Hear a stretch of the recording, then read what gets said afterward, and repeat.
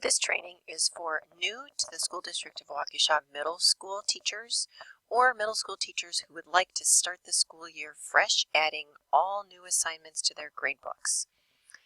When you first log into Infinite Campus for the 16-17 school year, you should be taken to the 16-17 calendar. If you are not, you can click on the calendar area and adjust that so that you are in the 16-17 school year. If you do not see additional things in the drop-down, then you are only seeing the school and the calendar year that you've been assigned to.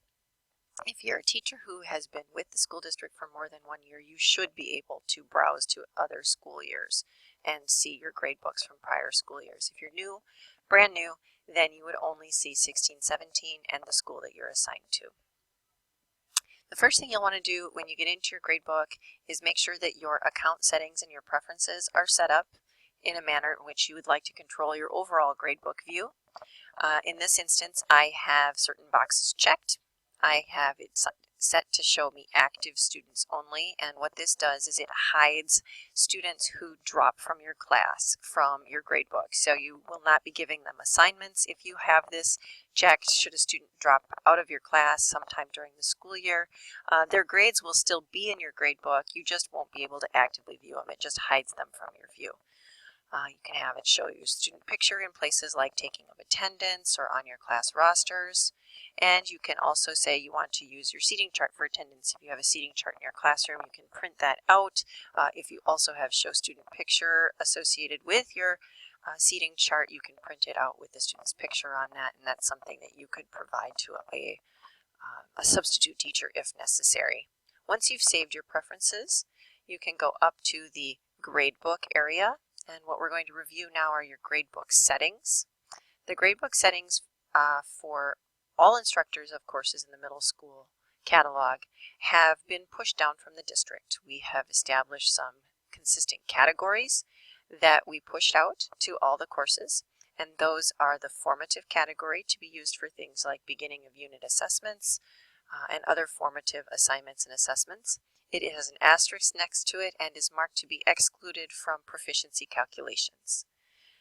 There is a summative category which you might use for end of unit assessments and other projects which are used to determine a student's level of proficiency on the standards associated with the course. You can see that it is weighted at 100%, and the box to mark it exclude has not been checked, which means it will be solely responsible for the calculation of the student's proficiency estimate.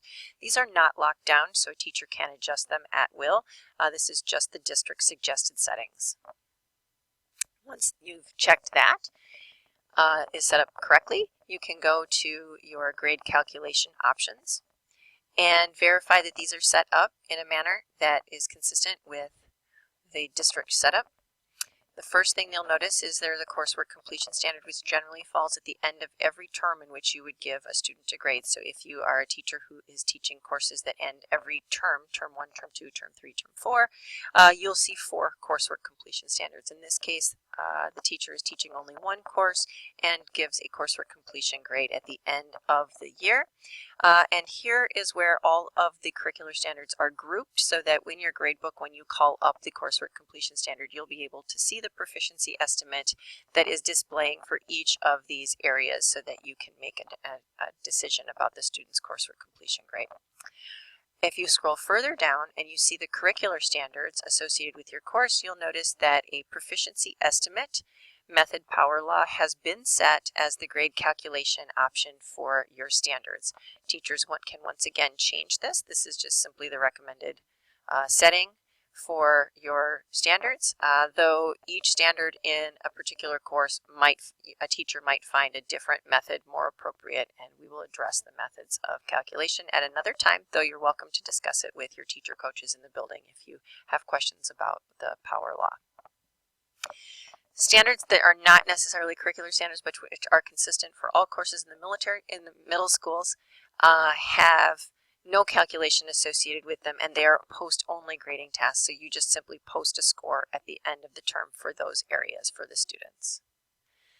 These calculations have been pushed down by the district to help with to facilitate start of your setup for teachers. If you're happy with the way the the gradebook is set up, you may simply begin adding assignments, and I will create another video to help you add an assignment, but you don't need to do anything additional with your gradebook setup.